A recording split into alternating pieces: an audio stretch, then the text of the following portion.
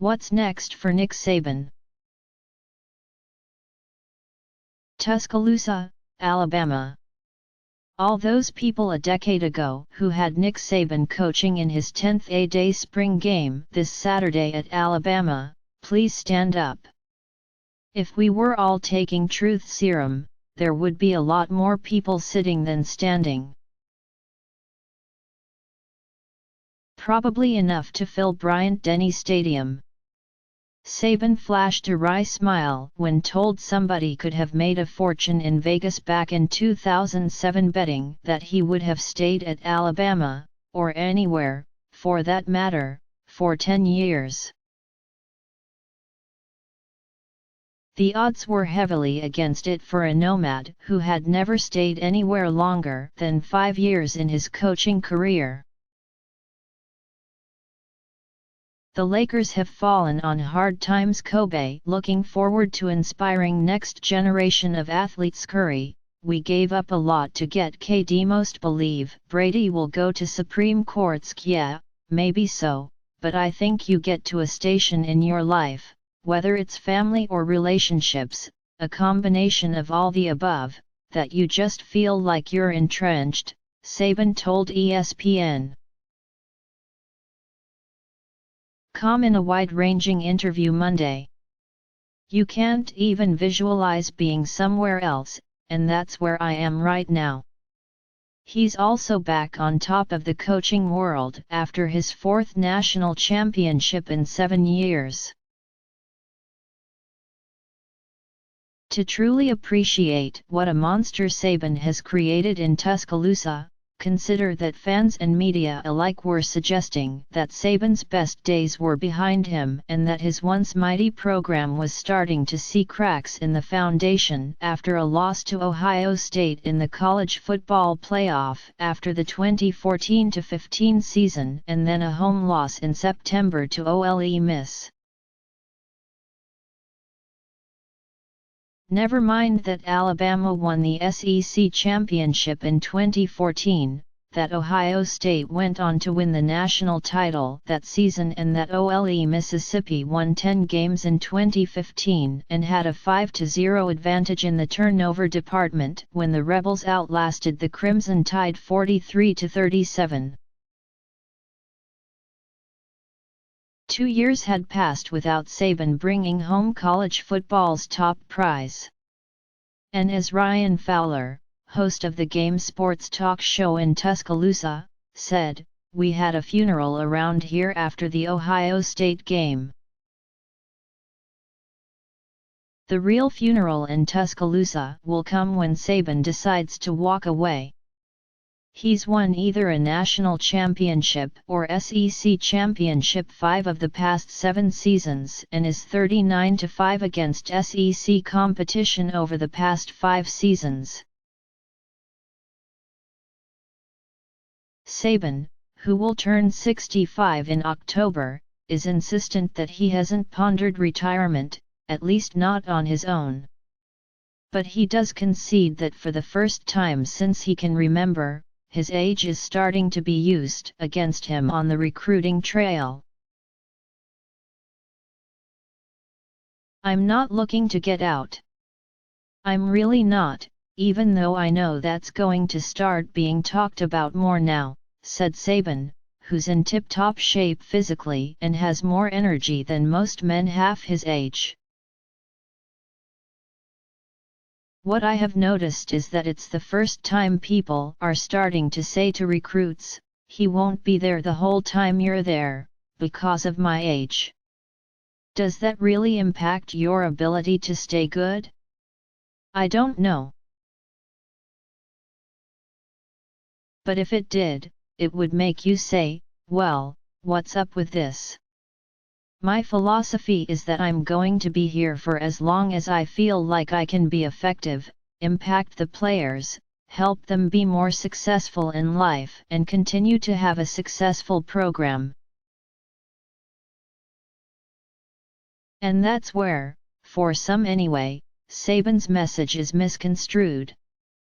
He doesn't define a successful program solely by counting his national championship rings. When I talk about a successful program, define that, Saban said. It's not just winning the national championship every year because nobody can do that. It may be the expectation around here, and I understand it and I want to do it, but it's unrealistic to think that you're going to do it every year.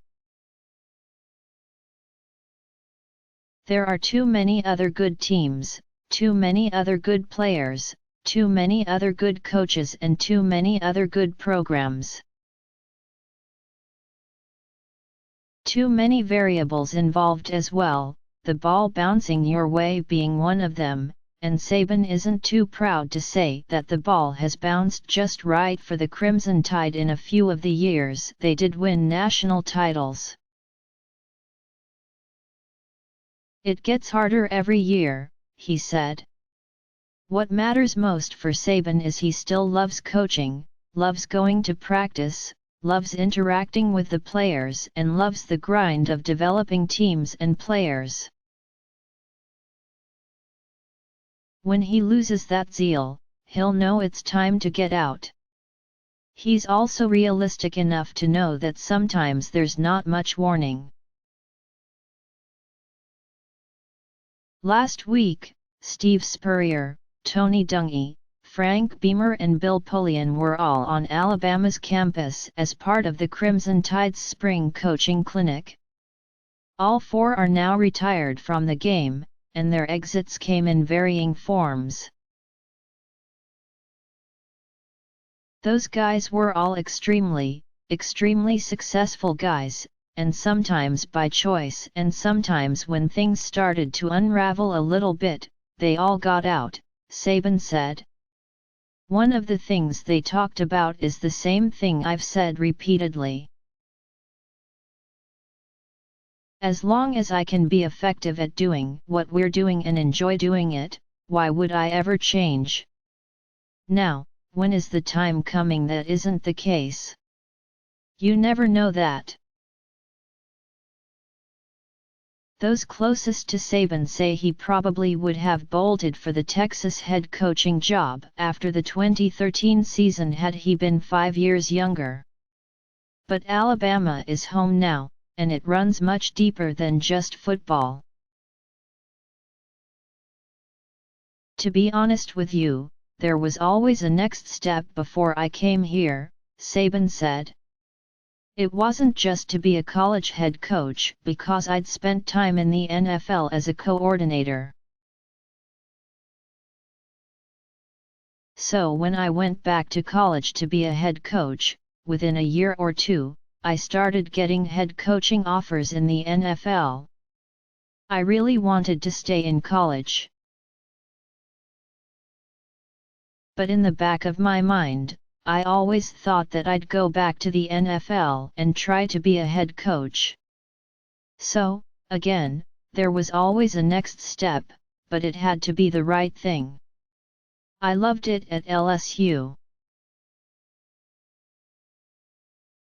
I wasn't sure about Miami, but I was sure about then Dolphins owner Wayne Huizenga, so I took my shot at the NFL. But then you learn about yourself. I enjoyed the NFL. I respected the players. It was a great opportunity to learn a lot of things, but the challenges were a little different, and it didn't seem that you could control your own destiny, especially in terms of how you could bring players to the team. So, when I got back to college, I wasn't coaching Alabama so I could be the head coach at some NFL team. I'd already done that. It was more, do a good job at this job, and I think that's the first time I really felt that way. It fits me. It fits my family, and as I've said, our life is here now. Other than LSU's Les Miles, no sitting football coach in the SEC has been at his school longer than Saban. There's another one not a lot of people thought they'd ever hear, Saban hanging around long enough to be one of the deans of the league. 4. Senior tight end O.J. Howard, who grew up in Prattville, Alabama. It's difficult for him to imagine Crimson Tide football without Saban. Howard's also been around long enough to know that Saban's idea of the future is the next practice, recruiting trip, or game. It's his home now, Howard said. Why leave somewhere you've had so much success and feels like home to you? It makes no sense for him to leave. And for anybody who thinks Saban's jewelry box might already be full enough for him, Howard says think again. That's the great thing about Coach. He's always on to the next one, Howard said.